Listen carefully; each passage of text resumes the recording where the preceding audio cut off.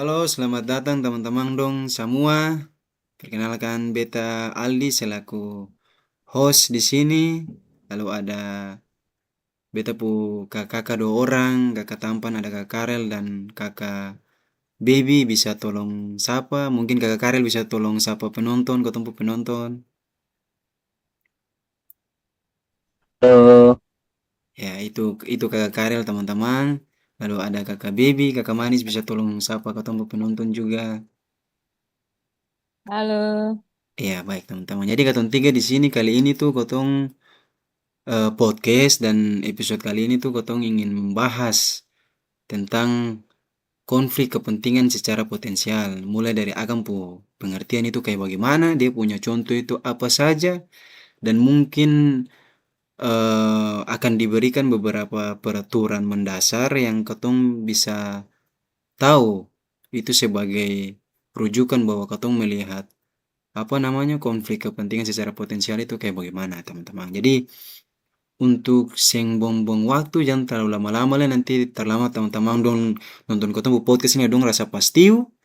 Jadi untuk itu kakak Karel mungkin bisa jelaskan apa itu konflik kepentingan secara potensial barang maksudnya jangan sampai teman-teman dong di luar sana dong seng tahu apa itu kepentingan secara potensial apalagi teman-teman ASN di luar sana. Jadi kakak Karel beta persilakan waktu dan tempat. ya terima kasih untuk ketemu punya host yang sangat baik, yang sangat semangat, Bung Aldi. Iya, sama-sama kakak Karel. Tetap semangat Ya, teman-teman. semangat, semangat. Oke, kita mulai saja.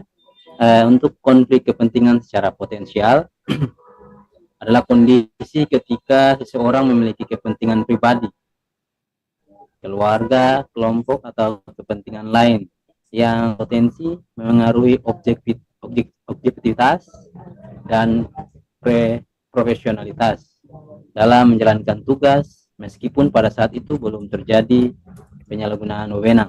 Ya, Ya, artinya kelompok konflik tersebut belum menimbulkan pelanggaran, tetapi apabila tidak dikelola dengan baik dapat berkembang menjadi masalah yang merugikan organisasi. Ya, begitu oke. Bu Aldi. Oke, baik Kak Karel jadi teman-teman dari Kak Karel penjelasan itu beta rasa itu sudah sangat singkat, padat dan jelas atau bahasa singkatnya mungkin sangat efektif. Jadi, tapi Kak Karel begini beta mau tanya dulu. Maksudnya dari Kak Karel penjelasan yang memang sangat baik tadi itu beta juga cukup paham. Lalu beta mau tanya sebenarnya penting seng ketong ASN ini selaku ketong ASN ini ketong tahu konflik kepentingan itu maksudnya penting seng gitu. Mungkin Kakak Karel bisa jelaskan? Terima kasih Kak Karel. Ya, konflik kepentingan atau konflik kepentingan potensial ini sangat penting untuk ketong ketahui Bu Aldi. Ya, Dalam konteks ASN seperti sekarang ini, organisasi pemerintahan, konflik kepentingan dapat mengganggu prinsip integritas, akuntabilitas, transparansi, dan pelayanan publik tentunya. oh baik berarti berarti Kak Karel memang memang konflik kepentingan potensial ini memang sangat penting sekali kalau kayak gitu ya Kak Karel karena ini kan bisa Sangat-sangat mencerminkan penting. ketong tuh ASN itu ASN berintegritas seng, akuntabilitas seng, transparansi seng dan pelayanan publik seng. Baik baik Kak Karel. Lalu kalau kayak gitu Kakak bisa berikan gambaran ataupun contoh tentang apa saja itu konflik kepentingan potensial? Ya, contohnya konflik kepentingan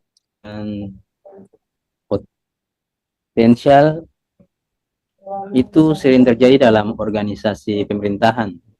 Seorang pegawai dinas terkait pembangunan ikut terlibat dalam proses penilaian atau rekomendasi terhadap perusahaan kontraktor yang ternyata dimiliki oleh kerabat dekatnya.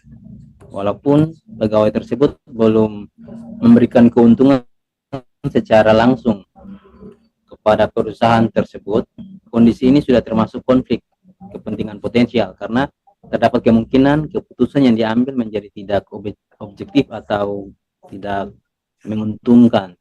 Oh, baik kakak. Beta potong sedikit. Berarti maksudnya konflik kepentingan secara potensial itu maksudnya kayak tiba-tiba kau memberikan memberikan apa namanya suatu keputusan atau penilaian terhadap kotong punya mungkin ada kerabat dekat Ya, di situ yang menentukan dong itu sudah bagian daripada konflik kepentingan ya kak Karel. ya, Jadi sing orang harus bilang akang menguntungkan katong. karena karena Oh, kepentingan pribadi, oh baik. jadi apa saja yang mau dihalalkan dilakukan. Oh baik.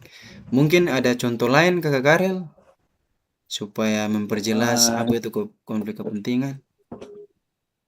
ya, contohnya mungkin kayak kayak hadiah, contoh saja tuh, Oh kayak iya. menerima hadiah dari rekanan sebelum pengadaan selesai, suara kayak imbal-imbalan gitu, kayak ada Oh, janji-janji untuk hmm, pokoknya ada janji lah untuk oke baik.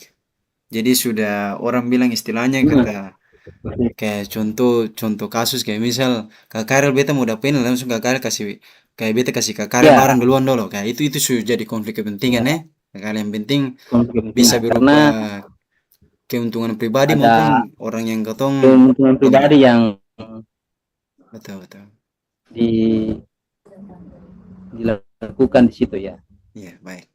Oke Kak Karel, terima kasih sudah sangat jelas sekali Kak Karel sampaikan konflik kepentingan itu kayak bagaimana. Lalu teman-teman Kak Karel don juga suka sih, Kak Karel juga disu kasih contoh konflik kepentingan potensial itu kayak bagaimana. Jadi beta rasa sudah sangat jelas. Kalaupun teman-teman dong masih bingung ataupun keliru, bisa tinggalkan pertanyaan di kolom komentar.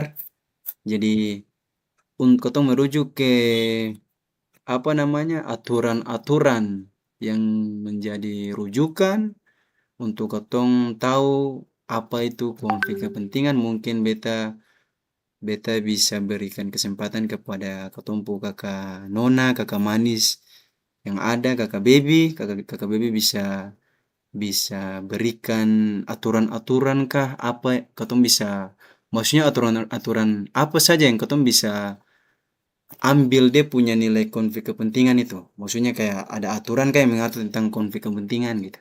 Kakak baby waktu dan tempat dipersilakan. Hmm. Ya, terima kasih, host.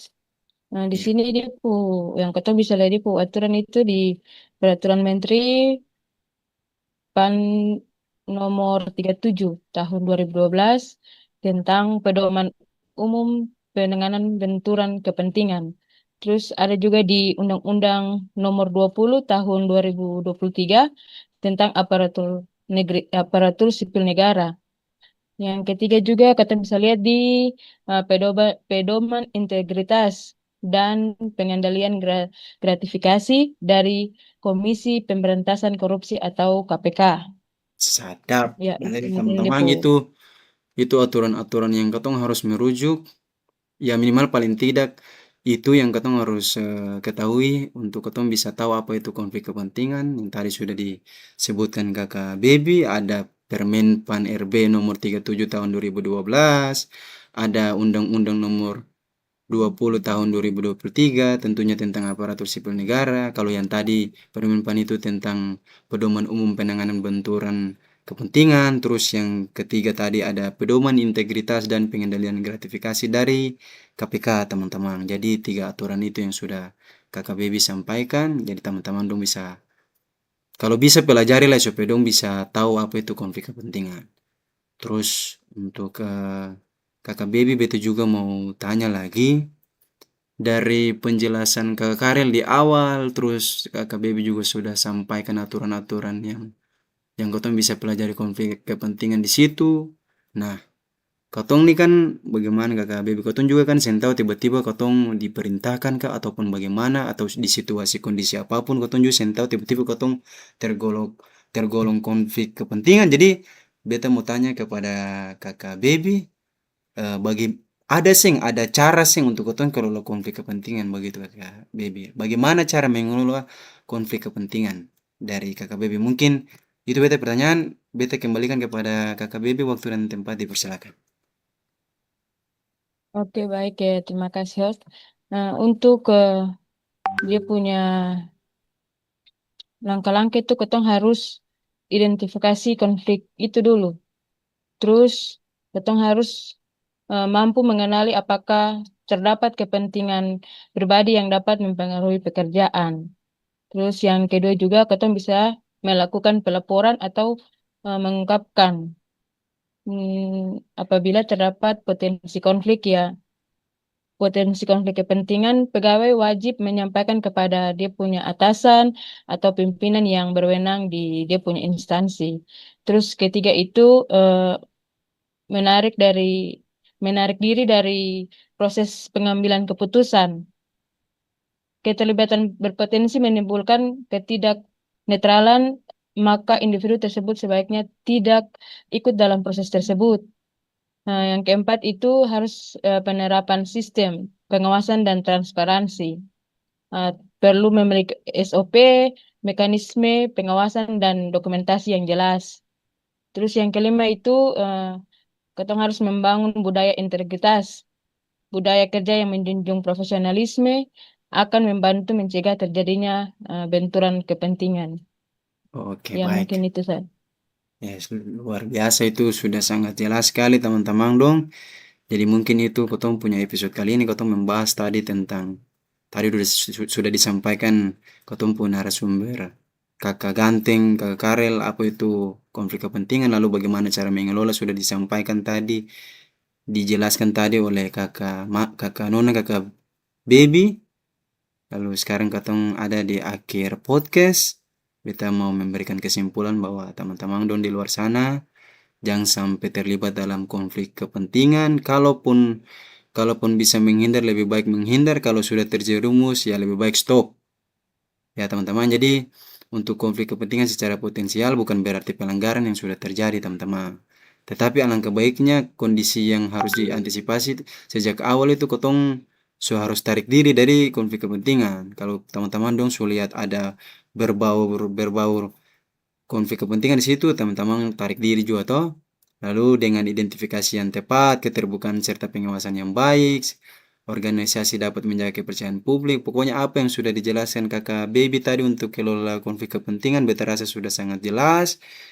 Jadi beta harap teman-teman dong juga, apalagi teman-teman ASN yang nonton-nonton nih, maksudnya katong sama-sama ASN, jadi katong harus berpegang teguh terhadap katong punya apa namanya kode etik yang dimana ada ASN berakhlak di situ sudah dijelaskan jelas. Jadi itu mungkin beberapa kesimpulan dan kesan dari beta Aldi selaku host pada kesempatan kali ini. Lalu mungkin ada pesan dan kesan dari Kotum punya kakak ganteng dan kakak manis di hari ini. Beta persilakan mungkin kakak Karel duluan bisa. Ya, terima kasih untuk Waldi. Ya. Ya, mungkin kesan dan pesan dari beta terkait dengan pembahasan yang telah kita bahas bersama, konflik kepentingan potensial ya. Jadi yang mau beta tekankan ialah yang pertama transparansi ya, mungkin untuk ketong di lingkup kerja ASN untuk lebih kepada menjaga nilai-nilai berakhlak ya. Kebetulan juga adanya latar atau pelatihan dasar CPNS ini dapat membangun sebuah dasar yang baik bagi kita yang baru ini untuk menjaga nilai-nilai berakhlak itu supaya dalam lingkup pekerjaan ketong ke depan atau dapat menunjukkan pekerjaan yang baik, yang artinya pelayanan publik yang diutamakan, bukan pelayanan diri sendiri yang artinya mengutamakan diri sendiri atau pribadi ya. Mungkin dari beta demikian. Ya baik, sungguh luar biasa pesanan kesan dari kakak Karel. Jadi teman-teman dong ingat tuh pesanan kesan dari kakak Karel. Lalu untuk kakak Baby mungkin ada pesan dan kesan kepada para penonton di luar sana. Beta selaku host persilakan waktu dan tempat. Ya, kalau dari beta sih masih cukup yang Karel bilang Ya, itu karena karena ketong sama betul. dalam konteks ASN, jadi yang diutamakan terus transparansi. Iya, Ya, baik. mungkin itu saja. Iya, teman-teman. Jadi untuk itu